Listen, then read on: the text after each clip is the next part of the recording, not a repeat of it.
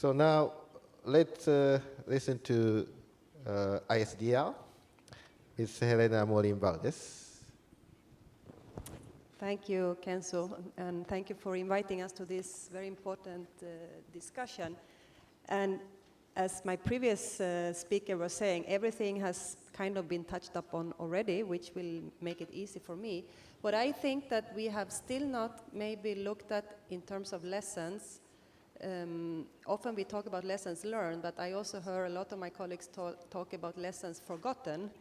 And to have that memory, the culture memory, and going back to Kobe and where we adopted the Hyogo framework for action, the memory of what happens in a living memory, this is something that I think that we have as part of our culture heritage to understand how the different developments in the past have influenced our lives and actually demonstrate that through museums, schools, songs, education, and communication for that matter.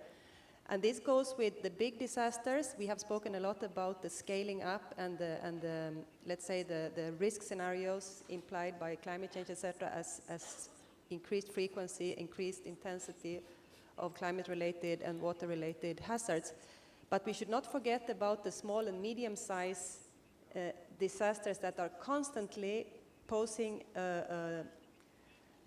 big losses to our development gains. Especially we heard about the 3,000 children that dies every day in Africa because of sanitation issues. It's not a small-scale disaster, but it's small-scale in the sense that we don't deal with it on a risk management scale. Other lessons learned from our side is, of course, what has been said here already. The issue of disasters and emergency and catastrophe is negative, right? Nobody wants to think about negative things, only when we really have to. I mean, this is human nature, somebody was saying. But building resilience, building capacity, coping, and movement, positive, let's say, development aspirations, that's something that we all work towards.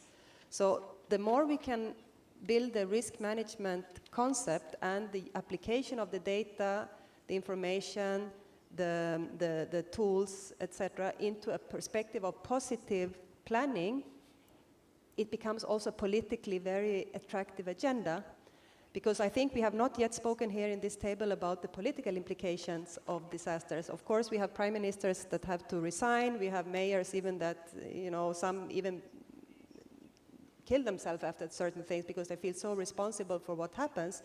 But by building this into a positive political agenda of gaining votes is one thing because you get re-elected, but that's not really it. It's building a legacy of prosperity, of increased capacity for a nation, a community, a local government, a city to solve the problems. Here is where the resilience building as a concept comes in, and the way that some countries and some communities and some cities have approached this according to our lessons and our experience over the last couple of years, where we have started to work not only with governments and civil society, but also working with both parliamentarians and local government leaders, is that by seeing this connection, it makes suddenly sense to make investment in certain, let's say, less popular or less immediate problem-solving issues. So I think the political aspect and the building a movement of people around these issues, of seeing how, we heard from civil society before, accountability issues, we are watching what if the commitments are being fulfilled. That's another lesson. So if and when the communities at risk, we have several examples in Asia, several examples in Africa, many examples in Latin America, who works within the context of the International Strategy for Disaster Reduction and come together with governments in both regional settings or at the global level, when the debate starts to go around not blame game, but rather about, look, this is what we do, this is how we do things, this is the kind of indicator that we use, why don't we combine our indicators from the global and national, even the financial indicators, let's say, and governance indicators to what population and people's organization are looking for, then some of these lessons learned becomes much more real, and the accountability elements become visible also in terms of media attention, etc. There are many more things to say, but I think that we also have a few more questions, so I'm happy to return to some of my comments to a later stage. Thank you. Thank you very much. Thank you very much, especially for the good perspective that disaster preparedness should be more attractive. That is very good message for we have found out from your comments.